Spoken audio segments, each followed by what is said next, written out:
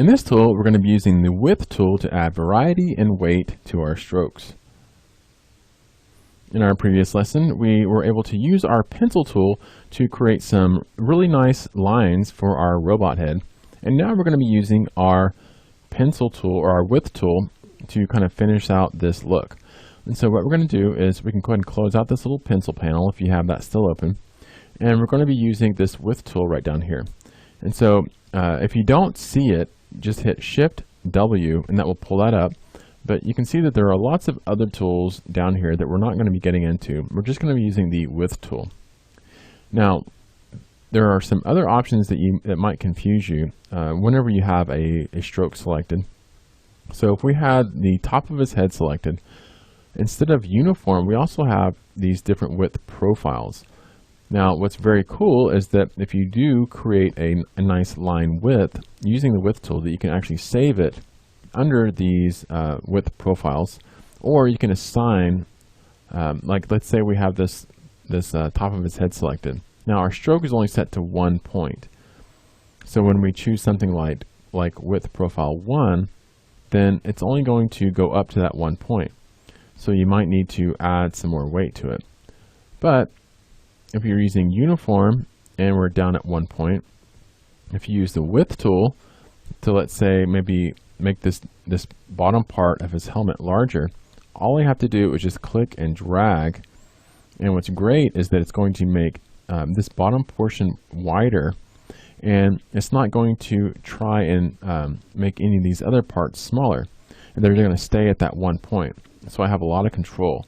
Now let's say maybe I want the top up here to be a little bit more narrow. I can easily come up to maybe, like let's say where there is a vertex. You can see that I have this option here to kind of pull that line width down. So I can make it larger, but I can also click and move that down. Now let's say that you have, like we'll start with this bottom jaw down here.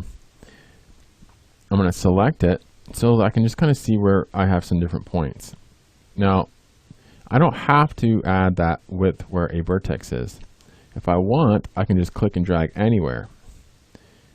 And so you can see that it will kind of go all around and kind of keep the other parts at one point. But if I click that or I added that line width, and let's say I hold onto the shift tool, I can actually click and move that around. And so you have to kind of keep it down here or around where the width intersects with that stroke. So you can add or just click and move that width around if you didn't get it in the right place. And so don't feel like you have to necessarily have that at the exact point. Maybe you want to experiment a little bit. And so you can easily just kind of click and just hold the shift and move that around. Or another thing you can do is you can click that part you can click where you have added that and you can delete it. So let's say you hated it altogether, you can just click it with the width tool and then just hit delete and it'll go away. But let's go ahead and add that back, maybe down here at the bottom. And then let's move on to our eyes up here. And so with the width tool, I don't even have the eyes selected, but I can just click and drag and create some width here, about like that. I'm also going to add some width to this side. And then for our lines up here, I'm going to use the line width profile. So I'm going to grab both of these, or I'm actually just going to grab one of these, and then maybe I'll grab the other one also.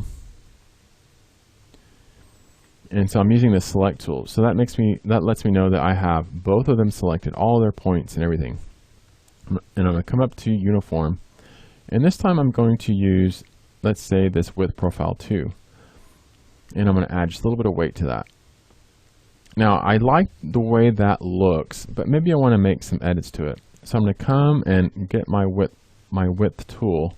I'm going to make some changes here. So you can see that I actually have some little width profiles that I can edit. So maybe I want to take these and drag these. So I'm going to hold shift and I'm going to drag that width to the end just like that. And so maybe I want the width profile to be a little bit different. Maybe I want it to be a little bit thicker on just the ends and then kind of be narrow here towards the middle. So if I'm happy with that, so I'm going to get my selection tool and I'm going to select that width that I just made. And I'm going to add to profiles. And I'm going to call it maybe robot face. And so now I can select this other line, come over and choose robot face. Now I've actually created a width profile that I like, and I can come back and assign it wherever I want. So very, very cool way to just create some line width variation for your illustration here. So it looks like we have something going on over here with this, with the lines that we've created. Now, one thing that we can do is make sure that for that stroke that we have, maybe we want to round join that, something like that. Or what we can do is we can grab our width profile or our width tool, and maybe we need to make an adjustment here. So it looks like maybe that width needs to be somewhere else. So I'm going to hold Shift and just drag this down. And then for that little point, maybe I will get my pen tool, and I'm going to hold the Alt key and just click that. So it looks like we had a little kink in that path. So you might not have even had that problem. But if you do see something like that, there are some little things that you can do to kind of troubleshoot like why something doesn't have that great edge on it. So it looks like we have everything the way we want it. Using our width tool, we're able to create some nice line width variation. Actually, I want to add just a little bit to the top of his head, just like that. There we go, looks nice and organic. So in our next lesson, we're going to be creating our own pattern brush.